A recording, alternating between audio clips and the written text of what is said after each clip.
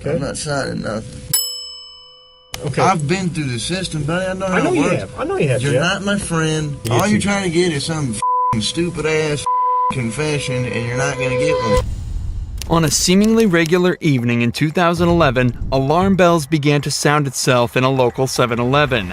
Reports of an armed robbery began flooding into the local police department. But upon arrival at the scene, the suspect was nowhere to be found. After expanding the search, that's when it's assumed police heard commotion in a house nearby, and without any other leads, they stormed in, discovering a known heroin addict sitting inside with a gun. Without any other evidence, they arrested the man and brought him to be interviewed. This so-called addict was Jeff Pearson, the man who committed the robbery. And the following goes down in history as one of the only times a man single-handedly beat the cops at their own game. All that while experiencing horrific heroin withdrawals. This is what happens when the suspect outsmarts the cop.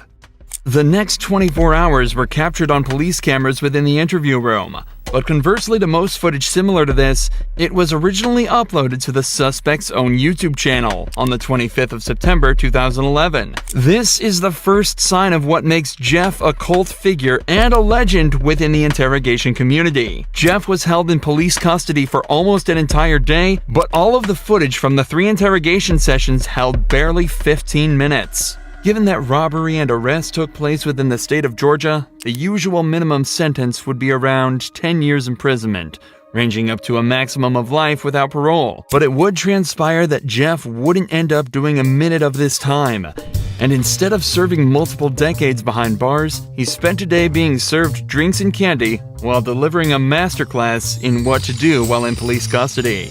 The following footage shows us in stunning detail what methods the cops will try on you, and how to dodge them like an absolute pro. The footage starts with Jeff handcuffed in a small windowless room dressed in prison scrubs. Çoğu şüpheli panik yapar ama Jeff Pearson ne yaptığını çok iyi biliyordu. Polisin okuduğu hakları sadece dinlemedi, onları birer silaha dönüştürdü. Sessiz kalma hakkı onun en güçlü savunmasıydı.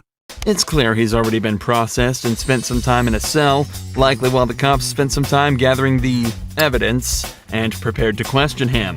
Am I under arrest? For now.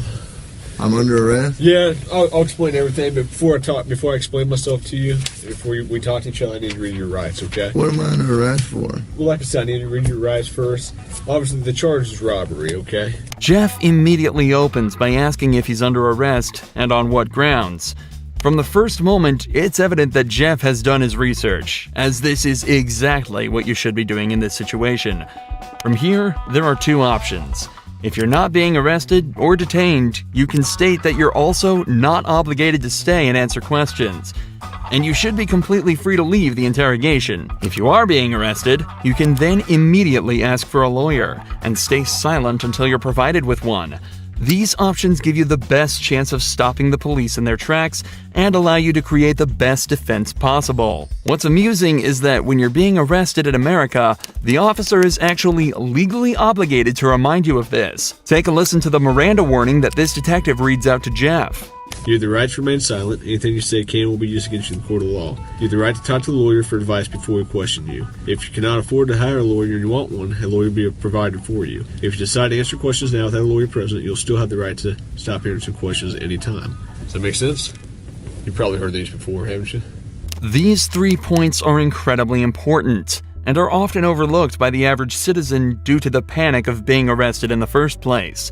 Alongside this, because of how much we hear these lines in media such as police shows and movies, most people completely glaze over it when they're being read these rights, and fail to take into account that they're actually being provided with useful information that allows you to stay safe and protected while in police custody. What this detective didn't mention though is that if you ask for a lawyer while under arrest, they are not allowed to continue questioning, and you have a complete, unquestionable right to refuse to answer any questions they may ask until you're provided with an attorney. The detective also ends the rights with a snide remark about Jeff's past, meant to subconsciously remind him that he is a previously convicted criminal. Do you understand your rights? Do you understand your rights, Jeff? Yes or no? You understand? We're getting paid more than you are, so we can sit here for a long time, man. I just need you to answer me yes or no. Do you understand your rights? Let's get through that question. Do you understand what I read you? Do you comprehend what I read you? Jeff has been explicitly told he has the right to remain silent, so that's exactly what he's deciding to do. Right here, the leading detective leans back in his chair. This was meant to show that he's unconcerned with Jeff's silence, and that he can stay there as long as necessary. But body language like this usually indicates some form of unrest. It's clear that the detective knows that this is gonna be a tricky few hours for them. If you got something that says you didn't do this robbery, this is your chance to talk to us. Okay, good cop. No, usually I'm the prick. You look like the prick. I am. If it's dominance we're talking about, Jeff just took everything the cops had and dumped it in that garbage can. I'm not asking if you want to talk to me at this point. I just want to know, do you understand what I read to you? So am I under arrest? Yes, you're under arrest. Get me back to the cell. I don't talk to you motherfuckers. Okay, fair enough. In this first round of interrogation, Jeff exhibited exactly the correct behavior given his current circumstances. He knows the cops have nothing on him. They wouldn't be there talking to him in the first place if they did. So he stays silent. And so it's off back to his cell he goes. But 2 hours later, he's brought back to the same room for round 2. You wanted a Coke? Yeah. You gonna be able to pop it open, or you need me to? I need methadone. You need methadone? Yeah, you guys can get me that methadone? I don't have any. Do you have medication for it, or a prescription for it? Or? No. What do you need methadone for? Because I'm a fucking junkie, and you guys, I can't get no methadone. I'm gonna go through withdrawal here in a minute. A can of soda is all Jeff requested before he returned to the interrogation room. But he immediately mentions the withdrawals that he's likely already starting to feel. However, methadone, the drug Jeff asked for at the start of this conversation, can be used to significantly reduce the effects of the withdrawal. It can even reduce the cravings he's also probably been experiencing for the entire time he's been in police custody. How long you been using heroin? Long time, buddy. 10 years? 15 years? I hardly been alive that long. What are you trying to talk to me about here? Talk to you about what happened last night. Dedektifler genelde dostça bir tavırla güven kazanmaya çalışır. Ancak Jeff bu maskenin arkasındaki amacı biliyordu. İtiraf. Polise arkadaş değiliz diyerek psikolojik üstünlüğü tamamen ele geçirdi. Look, here's the deal. Either you're in a bad set of circumstances, or you went and committed an armed robbery last night. Yeah, right? I'm in a shitty, wrong place at the wrong time, obviously. I didn't commit no fucking armed robbery. All right, then let's talk about this. Let's I don't not have keep nothing. up I the don't talk act. to the police, man. Jeff is clearly through with the personal talk and wants to get back to the matter at hand. In his eyes, he's been arrested for something he didn't do and wants to get out of there as quickly as possible. Okay. I've been through the system, buddy. I know how I know it you works. have. I know you have. You're Jeff. not my friend. I'm not your friend. You're trying to fucking get me. Or you're No, trying I'm not trying to get all you. you're trying to get is some fucking stupid ass fucking confession, and you're not gonna get one. Jeff, I'm not going to get a 'Cause- confession out of you for nothing. Exactly, because I And didn't I'm do not trying nothing. to get a confession out of you. Okay, I'm gonna tell you, I didn't commit no armed robbery, and y'all ain't got no fucking evidence saying I did. Let me go. All you did is find me sitting in my buddy's house because my fucking buddy's dog's going ape shit. I go outside, there are cops everywhere, and they spotlight me. They say, "Come here." I say, "What's up?" They search me. They ain't Hang find on. nothing. What's Let up? me read this. No, Yes. because I'm not gonna sign it. You don't have to sign it. But let me read it for you. Okay? I'm not signing nothing. You don't have to sign it. The irony of this cop saying he's not trying to get Jeff while he has him handcuffed in an interrogation room questioning him is very amusing. But even through all this, every part of what Jeff said here is so perfect it almost sounds rehearsed. It's an incredible display of personal legal defense, and is even more impressive when you layer it with the fact that Jeff is almost definitely starting to experience withdrawals. I also want to highlight the point Jeff made about how cops are simply trying to force a confession out of him. One of the main techniques used in these interrogations is the read technique, developed by a former cop and psychologist in the 1960s after he extracted a confession from a man accused of murdering his own wife. The technique consists of 9 steps, beginning with a polite discussion about why the suspect is being accused of the crime, followed by using certain body language and actions within the interrogation as a display of guilt. The method ends with offering the suspects 2 alternative statements they can agree with, one of which is slightly more acceptable than the other, but whichever is chosen admits guilt and is counted as a confession. This method forces the suspect into a corner and is exceedingly good at extracting false confessions from innocent suspects.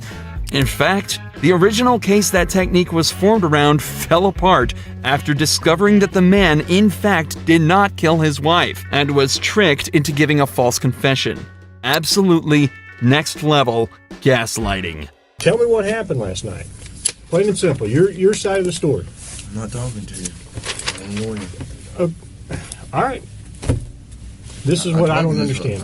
I know, but this is what I don't understand, Jeff. You were sitting there talking just like you were ready to sit here and tell me what happened last night, and then all of a sudden I read that to you and you screw it, I ain't talking to you. I want a lawyer. I don't understand that. What changed? Because I told you what. I already told you what happened. You didn't. How didn't I? You didn't tell me what happened last night. How didn't I just tell you what? But now you've handcuffed me, and I can't talk to you because you've asked for an attorney. So okay, that's fine. But I will tell you right now, you're still on a hold for a robbery. I know. I don't know why I need a fucking lawyer because obviously I didn't do nothing. And obviously you guys know I didn't do nothing because I've been arrested for the same bullshit before and you guys don't interview me this much. So, wham bam, thank you for the coke, put me back in the cell. That's my home. We haven't interviewed you yet. Jeff has now asked for a lawyer and is once again refusing to answer questions. But we're only halfway through this footage, and Jeff's ability to defend himself and completely destroy this cop only gets better from here. Here's what the deal is. I have enough evidence Like what? of the armed robbery, okay? But, you know, if you're saying you didn't do it, you need to give me your side of the story. I didn't do it. Okay, well, give me your side of the story. You gotta, convince me. Because I got a lot of evidence. I got a lot of physical evidence. Well, like what? Name the physical. Well, I don't need to, why should I tell you that? This is where the detective starts to become desperate. He knows he's running out of time, and so has completely abandoned any elaborate techniques or methods to try and get information out of him. He's now instead moved on to essentially just threatening him with false claims of evidence that he can easily use to convict Jeff. If all of this was true, he'd likely be trying to use it to intimidate Jeff into panicking and giving up more information. Polis elinde kanıt varmış gibi blöf yapsa da Jeff geri adım atmadı. 12 saatlik sorgunun sonunda sadece bir kutu kola ve çikolata kazanarak tek bir kelime bile aleyhine kullanılmadan kapıdan çıkıp gitti. But instead, he uses a flimsy rhetoric, claiming that because Jeff hasn't helped him, he won't help Jeff. There's only a couple pieces of evidence I'm missing. Name them. What's that? Name them. Well, why do I need to do that? You haven't helped me out at all. You give me a little bit, I give you a little bit. We go back and forth. I give you one of my pieces of evidence, and I give me a little something. All right? What time do you get over to Aaron's house? No, anything I say here can and will be used against me. Sure, but anything you say here, I can also tell your parole officer that you helped me out. That doesn't mean dick. Now the detective is desperately trying to bargain with Jeff. If he helps the cops out, they'll put in a good word with his parole officer. But Jeff immediately realizes that means absolutely nothing. What does a gold star mean if you're stuck in prison for 20 years? This further enforces the idea that cops have absolutely nothing to convict Jeff with, and also shows that they know they're running out of time. Jeff has asked for a lawyer, yet they're still sitting there questioning him, as if that's not a blatant violation of the rights that they have read to Jeff on 3 separate occasions. They know that if they don't get anything out of him soon, their time will run out, and Jeff is watching the clock closely. For the next 4 minutes of the interrogation, Jeff continues to deny and combat anything the police say to him. They bring up the gun that he was found with, continue to try and strike a deal, and even try to scare him by taunting him with what being back in prison would be like, and without any of the drugs he's grown a dependency to. But throughout all of this, Jeff stays totally stone-faced. He knows he's almost won. I'm done, man. Fuck this. I'm not even answering. All this shit that I just said is gonna be fucking written in the discovery now, right? What? You haven't said nothing. I mean, every little stupid thing that you've asked me, dude, is going to be in the discovery. I'm not even going to do discovery. The prosecutor is. Okay. So, you halfway know the system, how things work, and you halfway don't. Am I right? I half-ass know Yeah. that the only reason I came up here is to get a fucking Coke. Okay. And I got it. But now I want a Butterfinger. But that's not going to happen for a while. What, the Butterfinger? Yeah. Why not?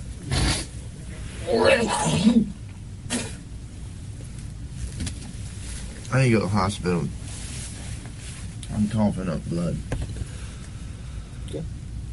Let's go to the hospital. For the last few hours, the police have been questioning a man who is clearly in pain, denying him access to the legal prescription drug that would help him deal with his issues, and questioning him repeatedly on a crime for which they have no evidence for. All the while, Jeff dealt with this as casually as possible, asking for sodas and chocolate bars. Jeff knew misspeaking at any point could lead him down a slippery slope, so he exerted his rights in the perfect way, and 12 hours later, it's recorded that he was released from custody and sent on his merry way. It's also reported that, from here, Jeff began to turn his life around. He's off heroin and now spends his time uploading to the same YouTube channel the footage from this video was uploaded to. He makes music and even gives extra tips on how to avoid the police's tricks.